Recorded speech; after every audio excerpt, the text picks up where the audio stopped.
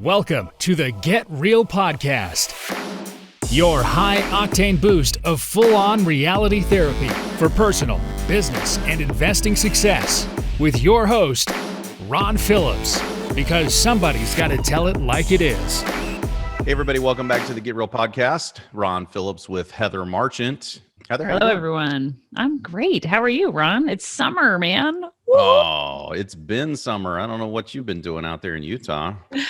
Well, technically, it's not summer, I think, for a few more weeks, but the weather's warm. It's in the 90s, and I'm like, oh, this is my happy place.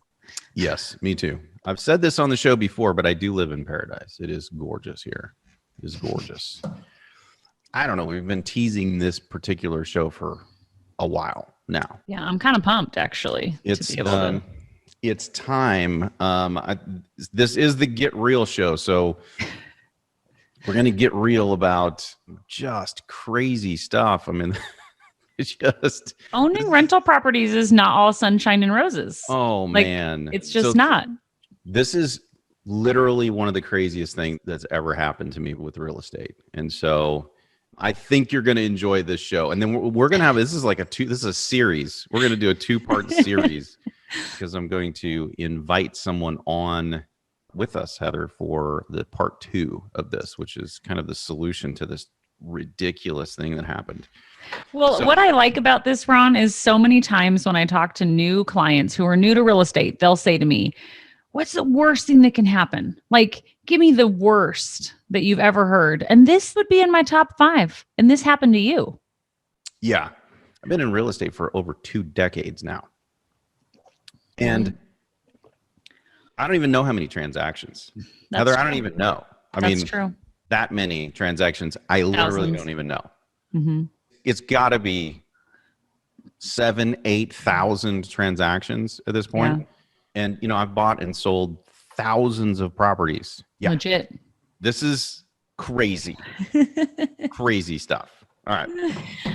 So I'm excited. We talked about this once before, just really briefly, that I had a fire at one of my apartment buildings. Okay.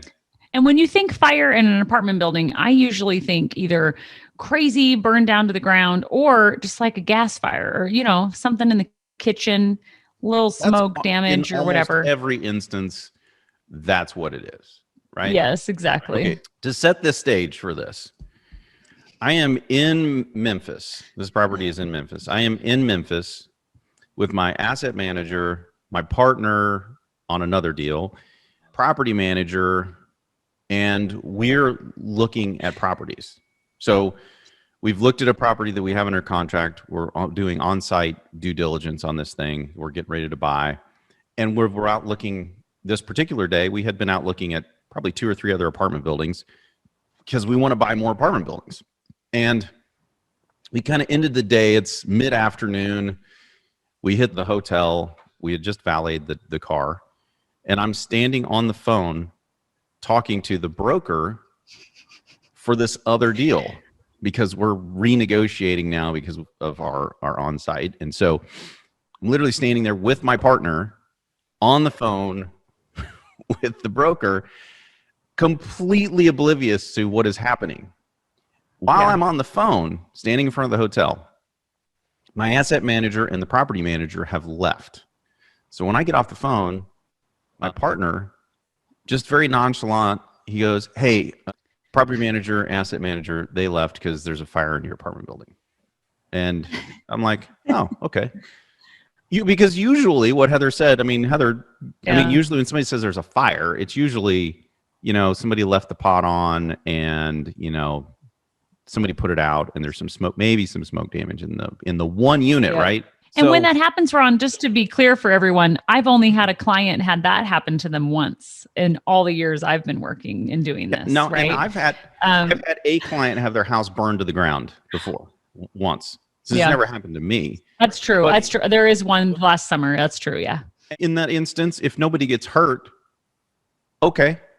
I mean, that's why you have insurance. No big deal, right? Yeah. So I'm thinking, okay. I mean, until I hear otherwise, this is probably just a non-issue, right? Somebody probably called. There's a fire. They're taking care of it. I said, Andy, let's go get a burger. There's like a there's a restaurant. So this is how nonchalant this is, right? So let's go get a burger. There's a burger joint just down the street. So we walk down the street. We're ordering up. We've ordered our burgers, and we're just sitting there waiting. Burgers show up. I literally take like one bite of my burger, and Andy flips his phone around, and it is like smoke on the screen. So the property manager has FaceTimed, and he's not even at the property yet, and you can see the smoke. So he's like far away, miles away, and you can see the smoke. Okay, so so now all of a sudden, this isn't let's go sit down and have a burger fire. This is raging, roaring, like we're gonna make the news fire. Like this is big, and immediately in the back of the mind. Now this is a 55 plus community. That's what I was just. Yep.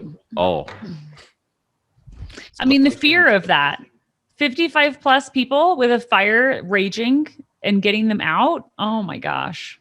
Yeah. So I'm thinking, I mean, the smoke from what we can see on the phone, I'm going, there's no way people don't get hurt. There's no way. Yeah. This is going to be really bad. And so, I mean, Andy and I are like, check, please. We're leaving. Like I had a bite. We're leaving. So now we're going just to check out this fire.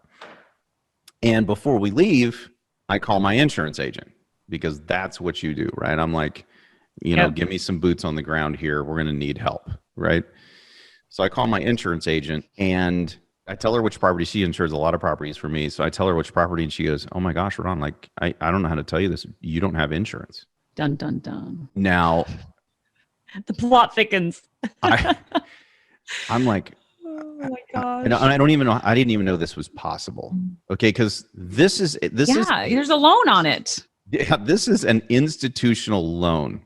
They escrow taxes and insurance, right? Because dummies like me forget to make payments.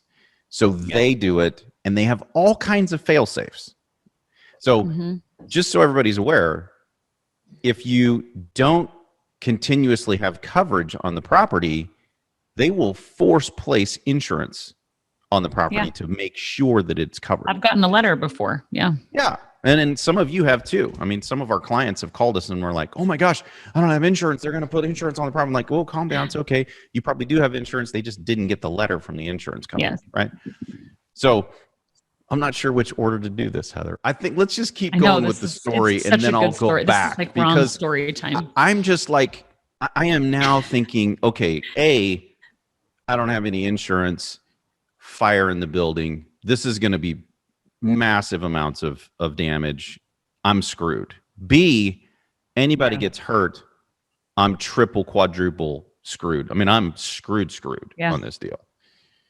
And do you have an umbrella policy that would have helped? An umbrella policy? Well, yeah, I mean, yeah, but you just you don't want to have to use that policy for something where you are. I mean, the money was escrowed, right? So, I mean, it's not like I shouldn't have it. Totally. Okay, so we get in the car and we're driving to the place and I call my mortgage company. I call my servicer. I get this lady's message and I give her the message. Hey, by the way, you guys crapped the bed. I don't have insurance and I have a fire and I'm headed there now. Call me back. Right. So we pull up. I don't remember how many alarm fire this thing was, but there are flames shooting out of the roof, like way out of the roof. How many fire trucks were there? I can't remember, but there was at least 3. And they had the big ladder truck, with the, with the hoses. There were guys running all over the place. And I just remember going into the building, seeing my people on the ground there and just asking if everybody's okay. Like, is everybody here okay? Have we accounted for all of the residents? Yeah. And is anybody hurt? And no. Okay, now the story. Miraculous. I learn a little bit more about the story in just a little bit, but so Heather, remind me to go back to how that happened, that nobody got hurt, because it's a pretty amazing story, really. Okay, so I'm in the building and I'm walking through, because this building has wings, right? And so I'm in the building that's on fire, but it's only one wing that's on fire. Okay. So I'm standing looking down the hall at water like pouring into this wing, the wing next to the wing that's on fire. And Oh, so there's water pouring into the wing that's not on fire? yeah, they're like they're soaking the whole wing, right? So there's a little breezeway in between, and the water's coming in there as well. Got it. Okay. So I get on the phone. I get on the phone with the servicer, and the servicer is frantic, as you can imagine, right? Servicer's frantic because they have a loan on this property and it's on fire, and they didn't pay the insurance bill. Okay, so massive problem for them. So I have the presence of mind to record the call, where on the call she says, yeah, man, I said, but it's okay, you guys force placed insurance, right? Yeah, no, we don't have that set up on your account. And so now I'm like, you have got to be kidding me. Like, how does this even happen? And I told her on the phone that time, I'm like, this is exactly why it is you guys forced me to escrow money, because I'm too stupid to pay my bill and you guys didn't pay the bill. She's like, I know, we really screwed up. Let me call my boss. Like, so now there's another 5-alarm fire going on inside of the mortgage company, right? Because everybody is getting called at this point. Yeah. Everybody all the way up the food chain.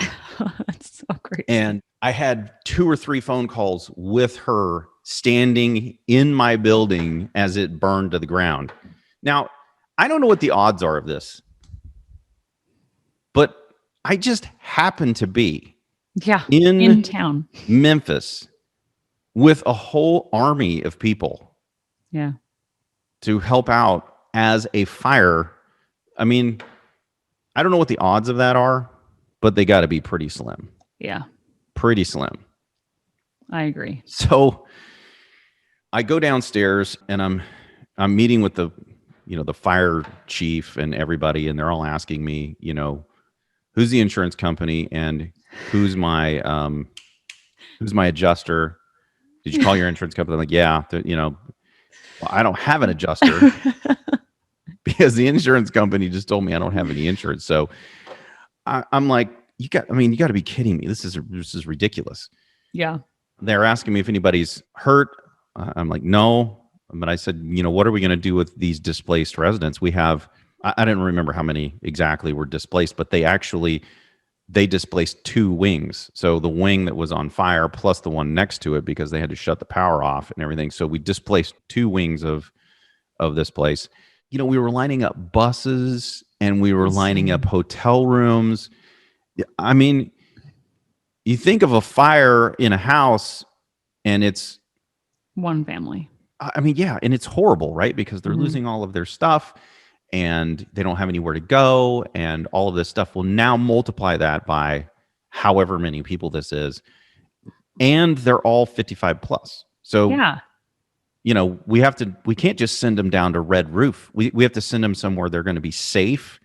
Yeah. And we have to take care of these people because that's why they live in our facility, right? Is because, there's some protection there. It's a gated community and everything. Oh my gosh. So I have to give crazy amounts of props to my team on the ground. By the time I showed up, they had pretty much had all of this stuff worked out. Yeah, like handled or in process, right? Yeah. The biggest aha moment that I had, an incredible team, is how nobody got hurt. Yeah. And a true testament to, we have talked ad nauseum about, the crazy climate that we have in our country right now, and, who hates who and who hates the other people and who hates everybody. But this actually it's such a cool story, because in tragedy, there's always people who just step up to the plate. So I'm downstairs and I have my on-site telling me this story. She's going to try to get people out, but there's only 2 of them, and there's all of these residents, and there's a fire, right? So there's a couple that's there, and they are there because their family member, who was our resident, had passed away. So they're there collecting their things and, kind of shutting things down and everything. It was they had their family moment. service, funeral Yeah. service and everything. It was a sad time for these folks. Yeah. And here they are in the building when the building catches on fire. Yeah. They are up. So when the alarm went off, they ran up front to see what was going on. And when they found out what was going on, this is what they told the on-site. Now, these are younger folks, obviously, because it was their parents who were in our facility. And they said, well, let's go get these people out, because I'll be damned if another person is going to die today. We lost our parents, but we're not going to lose anybody else. So they went with our staff and they knocked every door, ran down the halls, knocked every door, and helped these people out. Tragic situation. I mean, this could have been really, really bad. And here we have these great good Samaritans who just were like, nobody else's parents are going to die. Yeah. Not while we're here. And didn't you have a tenant who was like not in his right mind and didn't want to leave? Yep. They kicked the door down and made the guy get out, and probably saved his life, because by the time the fire department got there, it would have probably been too late. So those two people, along with my team on site, just immediately stepped into action and went and got everybody out. Amazing. Another couple of things, I think. Was this before COVID? Yeah. Yeah. I believe so. I think it was just before. No, because this was last year in like. It was the spring, though, I think. This was during. Oh, COVID. really? Yeah. Oh, yeah, because this was last year. Wow, that even complicates things even more. I just found the picture. I found the picture you sent me. We should put it in we have a Facebook group, you guys, for people to come and ask questions, and we talk about the podcast, and we have Facebook Live interviews and things. I'm going to post this picture with when we post this. It was so intense. I can't explain to you what it feels like to stand in your building while it's burning, and just it's kind of a madhouse, and how having the right team is really, really important, because they knew what to do and they just did it, and kind of acted like that's just how things go. Mm-hmm. Couple of other things that are really important if you're an apartment owner out there. I am really grateful that all of our inspections we keep current, that everything worked, because man, if it didn't, definitely someone would have died. Yeah. And definitely we would have been liable. And instead, we weren't. So on that day when I had no insurance on my building and I'm watching it burn, the one good thing, the two good things were, we did everything right, and we had been doing everything right. And because of that, nobody got hurt. Yeah. All of our fire suppression systems, our alarms, everything that we pay to have tested, those things were all operational and good to go. And they did their job. So amazing. Don't skip that stuff if you're out there and you own apartment buildings. Not good. Not good. Somebody will get hurt. Yeah. And there's people's lives. Oh my gosh. It's intense, and it's a big responsibility, Everybody thinks it's not going to happen to them. I never thought that this would happen to me. I certainly never thought that I would be in a position like this without insurance. No kidding. So now let's go back to the story, and I'm gonna rewind the tape, because this started several months before the fire. I got the letter that you referred to, Heather, where it says, hey, look, we haven't gotten the letter from the insurance company, and we're going to force place insurance on your apartment building if we don't get this figured out. So the day that I got the letter, I immediately called the servicer and I said, hey, you guys pay the insurance. Like, what gives? Yeah, but we need to increase your insurance amount.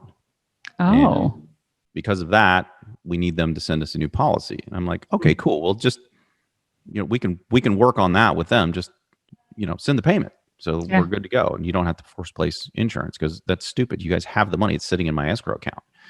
She's like, yeah, that makes sense. So we trade tons of emails back and forth with the insurance agent, going back and forth. They wanted me to insure the building for some astronomical amount of money. And I'm like, guys, this is stupid. That's ridiculous. I mean, there's no way I'm going to insure the building for that much money. It's not worth that much money. I'm not going to do it. We went back and forth, and finally we came to a conclusion, and everybody agreed. Insurance agent agreed. Servicing company agreed. I signed off on it. Everything good to go. No problem. Send the insurance money, send the insurance company the money, and we're good to go, right? Well, apparently everything was good to go until they didn't send the money. They just didn't pay for it. Oh my gosh. So now I'm sitting here and I go back to the servicer and I'm like, look, guys, I have you on tape admitting that you guys did this, or I guess you didn't do this. And I've got an insurance company where we traded tons of emails, and you also said you were going to force place insurance, and you didn't do any of those things. Like nothing happened. Yeah, exactly. So what are you going to do about it? Well, they made a claim with their E&O insurance. And so now I've learned so much about insurance. I can't even tell you. So the servicer has an E&O insurance, and this is going to be a big claim, right? This is not a small claim. Yeah, exactly. This is a big 7-figure claim. So now everybody in these situations, they all start pointing fingers at each other. Well, you didn't get a letter from the insurance company. Insurance company's like, well, we sent you the letter. So, and they're like, well, the E&O insurance isn't going to pay unless we can see a copy of the letter. And I mean, just going back and forth, back and forth. Meanwhile, I've got a building over here that is like smoldering, and it's just sitting there, right? And I can't do anything because what am I going to do? Yeah. So I'm fighting with these guys, and I'm thinking the whole time, I'm like, I'm going to end up in court. Like they're going to make me sue them, both of them, because they're both fighting over. Which sounds dreamy. Let's just think about that for a minute. Oof. I mean, some of you guys have been in car accidents where the insurance company does the same thing. Like, wow, it's not our fault. Well, I mean, your dude was driving and you got a ticket. I mean, it's kind of your fault, right? Who exactly is my it bills. fault? Yeah, we're just not going to do it. Okay. That's kind of what it was like.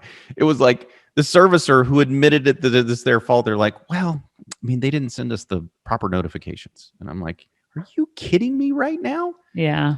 So I'm working with their E&O insurance, which is completely different. It doesn't work the same way as normal insurance. So normal insurance, they just give you an adjuster. They go out there and they do their adjuster thing, and then you get a check for the initial, and then you do the work. And if you do more than that, then they just cut you the difference, right? Yeah. It's not hard. It's easy. Well, E&O insurance is considerably different than that. They don't cut you any money. And their whole job apparently is to make sure that their person is at fault before they pay anything out. So this was going to be a huge, huge battle. Yeah. And I'm gearing up now for this massive battle while I'm out all of these units, and I'm paying for people to be in hotels and trying to replace them into other facilities. It's just a joke. I can't even tell you how big of a joke this was. Now, this is magnified by the fact that I have investors in this property. Yeah, so now true. I notify my investors. Not only did we have a fire, but we had a fire and the servicing company didn't pay the insurance. So we also have no insurance. But all good. I'm going to get an attorney and we're going to sue them. God knows how long this is going to take. Hang in there. Like, tighten your seatbelt. Don't worry. It's going to be fine. No problem. I'm on it. But it's probably going to take for freaking ever if I know anything about insurance companies. I'm not sure where we should leave. I think we're almost to the point where we should probably leave part 1 and we should do part 2 as a solution. Have I left anything out, do you think, Heather, from No, I thought it was really thorough. I think Yeah, the piece. Yeah, I think we can cover that next time because you're right. It's a long story, but this is like Ron's story corner, and I'm like kicking my feet up over here, like, oh, this is so good. It's so because I know the ending, right? The ending is good, so it's not this horrible ending. Well, I'll tease that, I guess. So I think here's the thing that I'll leave you guys with before we jump. It's really, really important. Your team now. Your on-site team and everybody that I've already talked about is really important, but who you know in the business is also really, really important. Because I literally didn't know what to do here. I'm going back to the building now. I'm standing in the building. I literally don't know what to do anymore. Yeah. I short of just trying to get an attorney and sue two really big companies, right? Yeah. I have a huge mortgage servicing company and I have a huge insurance company and a little old Ron, right? So short of that, I don't really know what to do. Yeah. So my partner knows a guy who knows a guy. So we get on the phone with the guy he knows who knows the guy. And he's like, oh yeah, you got to call this guy because he's seen everything in the insurance industry. And this guy owns and runs a public adjuster company. Now, I've been in real estate business for 2 decades. I've never even heard of a public adjuster. I don't know. I've never even heard of this before. I didn't know it existed. But I call this guy and and immediately upon talking to this guy who's been in the business since he was like, I mean, it's a family business. So he's been in the business since he was like a little kid, right? He knows this business inside and out. And he goes, oh yeah, I got you, man. I'll help you. The next day they had somebody on site helping me through this whole thing. And I am going to invite him on the show for part 2 because part 2 really starts with him and all of the help that he brings to the table. I mean, an amazing amount of knowledge of what to do in such a psychotic situation that I found myself in. Yeah. And so it was because I knew who to call, who may not know what to do, but they know somebody. And then that person actually knew somebody. It's your network, right? That's so critical. It's really, really important. True. Because these guys referred me to the attorney that I needed. Anyway, we should probably stop there, but I'm going to invite him on, and Heather and I are going to talk to him about what he does. We're going to finish up the story, and then we're going to talk to him about what he does, because he's now helped me on a couple of other projects. Oh, I didn't know that. Yeah, they're very good. And the next one is equally no, that's not true. It's not equally as crazy, but it's crazy still, right? I mean, the things I'm learning about insurance is... Well, you probably didn't want to. Go ahead. Yeah. No, you probably didn't want to learn, is what I was saying. Not this way anyway. I mean, I don't mind learning things. I just don't want to be the guinea pig learning them. Yeah. Yeah. No kidding. So a couple of things before we end. Number 1, if you get that letter, make sure you do something. Pay attention. I mean, I did do something. It's not like I didn't do anything. I did everything I should have done. I would just, you naturally assume that a servicing company is going to pay the bill because they've got skin in the game too, folks, right? Yeah. That's why they sent you the letter, and that's why they're saying they're going to force place insurance, okay? I never in a million years would have dreamed that those people would drop the ball so bad.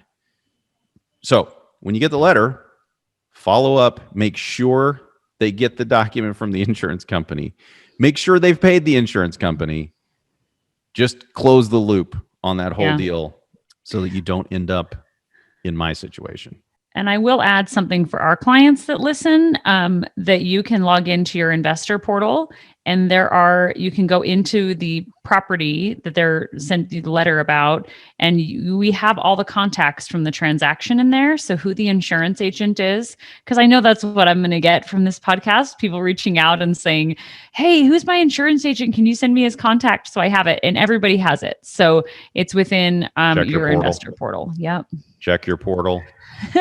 Don't call Heather. Check That your was portal. selfish plug right there. That's great. But that is why we created that portal, so you have everything at your fingertips, because if you rely on calling us for all of that information all the time, you're going to be slow getting it when you can log in and literally have it in about 1 minute. Yep. 100%. Depending on how slow you log in, you could have it in 30 seconds, maybe even less. Are you a fast typer? Yeah. That's true. Unless you forget your password, then of course, then I guess you're in trouble. Might take you 5 minutes. You got to reset your password. Anyway, so being that this is the Get Real show, that's real. That is really what happened. Holy crap. I can't believe I can't believe I shared that. B, I can't believe it happened to me. And C, wait until you hear the rest of the story. Right. Yes. It gets better. It's really good too. Okay. So with that, if you're still interested in investing in real estate after all of that, you can reach out to us with any of your questions. We'd be happy to help you. And obviously, if you're ready to invest in property, we can help you with that too. Reach out at invest@rpcinvest.com. And if you want to be added to that Facebook group I mentioned, let us know and we'll add you in there. We just need your email address associated with your Facebook account and we can get you added. We'll send you an invitation. Yeah. All kinds of really good information shared in there. And a great group of people too. Yeah. So, those of you who are listening who are in the group know the people in there are just solid, man. They're ready to help. It's kind of like what I was just talking about, right? It's a group of people who are doing things and they're not scared to share what's working for them and their contacts and all this stuff like this. It's just fantastic. Great group. Yep. I agree. Okay. Till next time, get out there and make something happen. And that's something probably should check, just make sure your insurance is paid up. Probably a good idea. Thanks, guys. This has been the Get Real Podcast. To subscribe and for more information, including a list of all episodes, go to getrealestatesuccess.com.